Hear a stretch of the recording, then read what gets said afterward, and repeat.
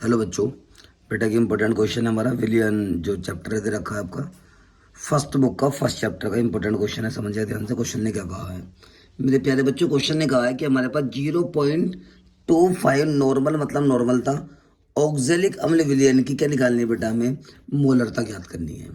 Okay, जब normal दे के रखे तो इसका मतलब नॉर्मलता है। जब नॉर्मलता दे के रखता है तो वो मोलरता का फॉर्मूला क्या होता है पहले समझिए बिल्कुल ध्यान से। हमारे पास जो नॉर्मलता है बेटा वो कितनी है, 0.25 नॉर्मल है। ओके, ऑक्जेलिक अम्ल का जो फॉर्मूला होता है वो क्या होता है बेटा, यहीं पे लिख रहा हूँ मैं इसके ऊपर ही, COOH सिंगल बॉन्ड क्या होता है बेटा, COOH होता है। ओके, क्या निकालनी है हमें, इसकी मोलरता फाइंड करनी है। इसको मोलरिटी आप कहते हैं। मोलरता मतलब मोलरिटी हमें इसकी फाइंड करनी है। कैसे फाइंड होगी बिल्कुल ध्यान से आप लोग देखिएगा। जब आपको नॉर्मल दे रखा है, नहीं कि नॉर्मलता दे रखा था, मोलरता का वहाँ फॉर्मूला क्या होता है उसको समझने की आप लोग कोशिश कीजिएगा। वहाँ पर जो होगा बेटा मोलरता इज इक्वल टू जो होता है, मोलरता मतलब रिप्रेजेंट जो करते हैं मेरे प्यारे बच्चे, इसको करते हैं हम कैपिटल एम से। Capital M is equal to जो होगा बेटा वो होगा नॉर्मलता गुणा तुल्यांकी भार, तुल्यांकी भार बटे क्या होगा मेरे प्यारे बच्चों, अणुभार होगा ये। ओके, ये तुल्यांकी भार लिखा हुआ है, क्लियर है। तो यहाँ पे क्या होगा, नॉर्मलिटी क्या है, नॉर्मलता क्या आपके पास ये रहा, यहाँ पर रख देंगे इसको ऐसी कैसी, 0.25 गुणा तुल्यांकी भार कैसे निकलता है बेटा इसका देखो, तुल्यांकी भार होता है अणुभार बटे क्षारकता। उसे कैसे निकालेंगे बिल्कुल ध्यान से आपको समझाते हैं। इसका जो अणुभार आएगा बेटा किसका, ऑक्जेलिक अम्ल का। ऑक्जेलिक अम्ल क्या है बेटा हमारे पास, COOH सिंगल बॉन्ड COOH है। इसका जो अणुभार आएगा बच्चों ये आएगा 126, आराम से फाइंड कर लेना आप लोग, ये इसका अणुभार आ गया है। ओके, हमें क्या निकालना है बेटा, तुल्यांकी भार निकालना है। क्या निकालना है बच्चों, तुल्यांकी भार निकालना है।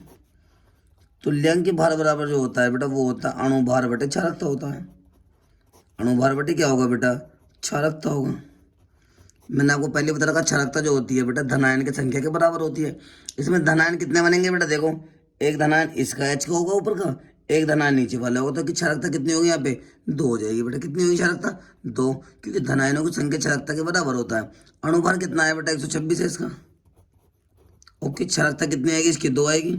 तो आराम से आप लोग भाग करेंगे तो कितना आएगा बेटा, ये 63 आ जाएगा। 63 आ गया, मैंने इसको यहाँ पे सोल्व कर लिया।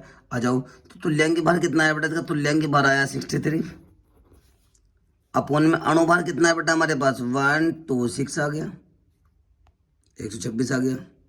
क्लियर है प्यारे बच्चों। अब इसको हम डिवाइड करते हैं पहले, 63 1 से 63, 63 2 से क्या होगा 126 होगा। ओके, पॉइंट हटाया, 2 जीरो ऐसे कैसे लगा दिए।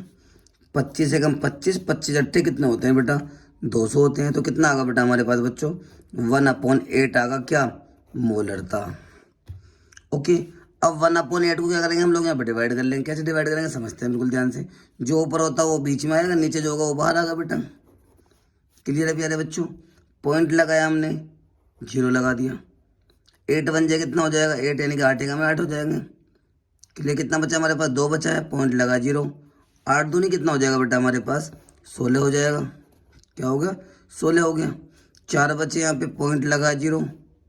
ओके, 8 पंजे कितना होगा बेटा हमारे पास, 40 आ गया।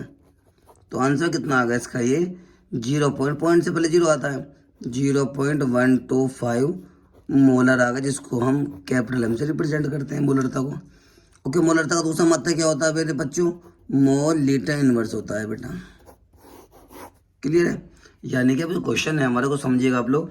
क्वेश्चन है हमारा कि 0.25 ऑक्जेलिक अम्ल में यानी कि विलियन में मोलरता क्या होगी। तो मोलरता वहाँ पे क्या होगी बेटा, मोलरिटी क्या होगी। क्वेश्चन इंग्लिश में हम बात करें तो क्या कह रहा है बेटा, इंग्लिश में क्वेश्चन कह रहा है कि 0.25 नॉर्मल ऑक्जेलिक एसिड की हमें क्या निकालनी है बेटा, मोलरिटी फाइंड करनी है।